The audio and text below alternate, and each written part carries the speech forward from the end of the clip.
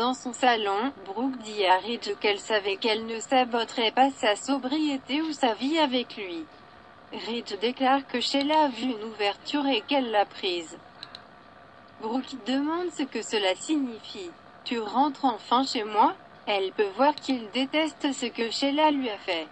Ridge confirme qu'il déteste ça et souhaite être rentré chez lui ce soir-là pour la protéger. Brooke récapitule qu'il l'a aidée à obtenir l'aide dont elle avait besoin. Ridge sera toujours là pour elle. Brooke aura toujours besoin de lui, et ce dont elle a besoin en ce moment, c'est qu'il lui dise qu'il rentre à la maison. À la maison de la falaise, Taylor apporte à Steffi du thé guérissant. Elle est tellement fière d'elle et de ce qu'elle a fait aujourd'hui. Steffi n'aurait pas pu le faire sans elle et déclare: Sheila n'a pas gagné. Elle demande comment sa mère tient compte des nouvelles de ce que Sheila a fait à Brooke. Taylor se demande comment cela pourrait se passer pour elle et Ridge. Steffi ne voulait pas la faire douter. Elle ne peut pas croire qu'il jetterait ce qu'il partageait avec elle. Taylor était d'accord pour qu'il soit avec Brooke quand elle est revenue. Mais ils ont eu cette chance. Steffi prévient qu'elle ne peut pas laisser tout ce qu'ils ont partagé être effacé à cause de Sheila.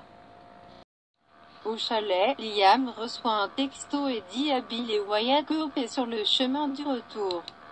Wyatt se demande s'il veut qu'il s'en aille alors que Bill note que lui et sa femme ne sont pas toujours d'accord. Il reprend ensuite son sujet de discussion précédent. Brooke ne trouvera pas le bonheur avec Ridge. Liam pense que c'est noble que son père veille sur elle. Mais Brooke est follement amoureuse de lui. Bill lui rappelle que lui et Brooke étaient autrefois follement et profondément amoureux. Hope arrive et Wyatt la met au courant de leur conversation.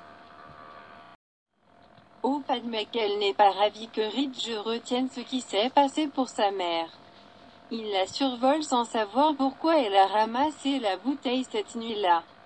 Liam pense que cela peut rester un mystère. Bill se demande si Deacon a poussé à boire. Hope explique que leur interaction était pour la plupart innocente. Il souhaite que Ridge l'accepte et passe enfin à autre chose avec elle. Que vous le vouliez ou non, Ridge et ma mère sont le destin.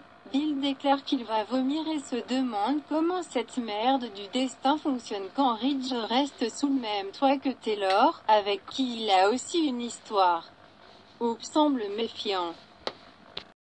À la maison de la falaise, Taylor apprécie la confiance de Steffi. Steffi s'excuse si elle a semé le moindre doute.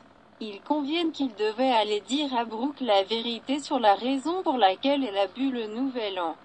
Steffi pense que cela ne change rien au fait qu'elle s'est tournée vers Deacon. Taylor lui a montré à quoi ressemble le véritable amour. Espérons qu'il ne l'oublie pas.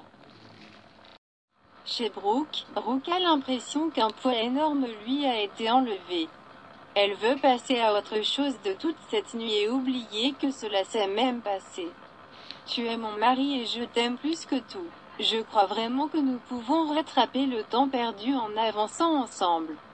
Ridge aimerait dépasser cette nuit plus que toute autre chose. Sheila l'a fait boire. Mais elle s'est retrouvée avec Deacon. Qu'est-ce que je fais avec ça? Au chalet, Bill se plaint aux personnes rassemblées que Ridge a couru vers Taylor si vite qu'il a un coup de fouet cervical.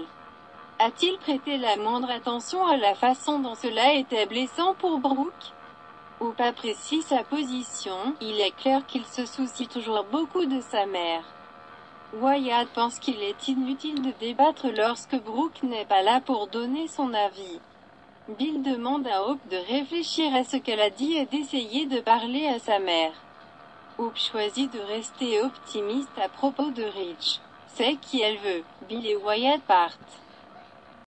À la maison de la falaise, Taylor explique à quel point les choses sont compliquées pour Ridge. Steffi ne croit pas qu'il aura une paix durable avec Brooke, pas comme il le fera avec elle. Chez Brooke, Ridge veut briser le cycle. Brooke proteste qu'ils doivent travailler ensemble. Ridge demande si elle ne pense pas qu'il y ait un point dans une relation où vous devez arrêter de vous faire du mal. Brooke soutient qu'ils doivent changer le schéma. Ridge souffle qu'il a séjourné chez Steffi et Taylor n'a été que gentille avec lui, aucune attente. Elle veut juste que je sois heureux. C'est une femme incroyable. Il a de grandes femmes dans sa vie et Brooke lui demande de blesser l'une d'entre elles. Lequel?